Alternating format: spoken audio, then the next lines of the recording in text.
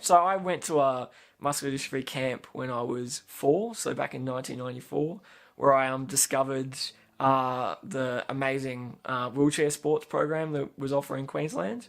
And it took me on an absolutely amazing journey. I've been playing it for a long, long time now.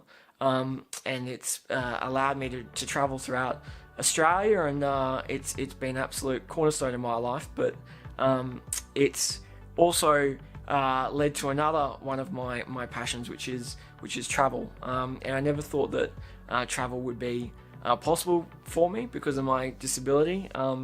It's often quite a difficult exercise getting wheelchairs on planes and doing all that sort of thing. So for most of my life, I sort of didn't think that travel would be achievable or realistic for me. So through sport, I was lucky enough to be selected for the Poweroos, the Powerchair football team, to go to the Powerchair Football World Cup in Florida, USA, which was absolutely, so blessed to have been given that opportunity. But through that, some potential issues cropped up in terms of traveling with the wheelchair. Yeah, so I was, this trip was last year. It was during the time sort of working full time, staying busy.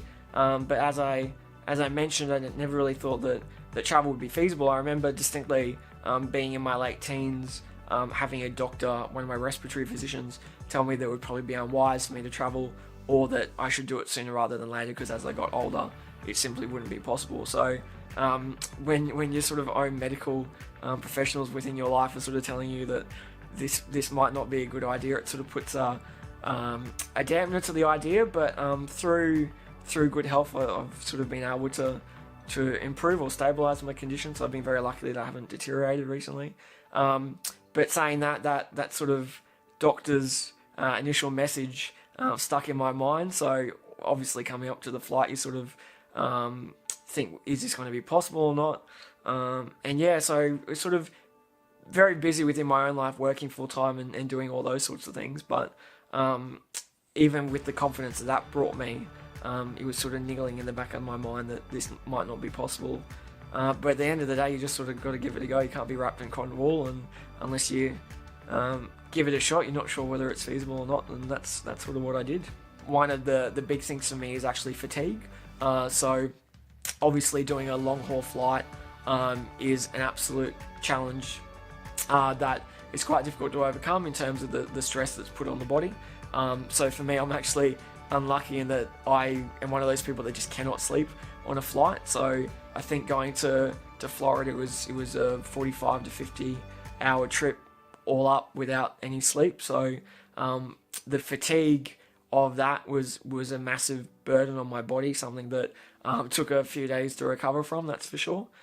So it was coming up with various schemes to overcome that. So sort of trying to figure out how I could rest, even if I wasn't sleeping, allowing my body to rest and that sort of thing. Yeah, obviously some concern with undertaking such a big trip, but I think I was at the age where I was watching all my able-bodied mates travel the world. They'd sort of done it all before, and for me it was a little bit dispiriting watching them do that and not thinking that I would be able to do the same. So I think seeing that was the drive for me to go, no, I need to do this too. I need to find a way to do it. And I'm very blessed that I have an amazing support network of family and friends who push me and get me out of that comfort zone to realise that I can do it. So I suppose both a combination of watching my friends do it and thinking that this is something I want to do too, and then having that support to then undertake it is all I needed to sort of give it a go. I think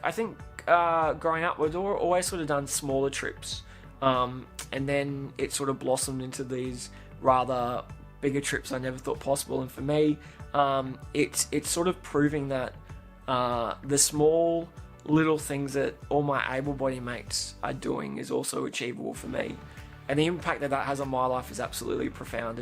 It's proving that I can match it with them with a little bit of support. Obviously, I'm not as independent as them, but with the right support, I can do the same things.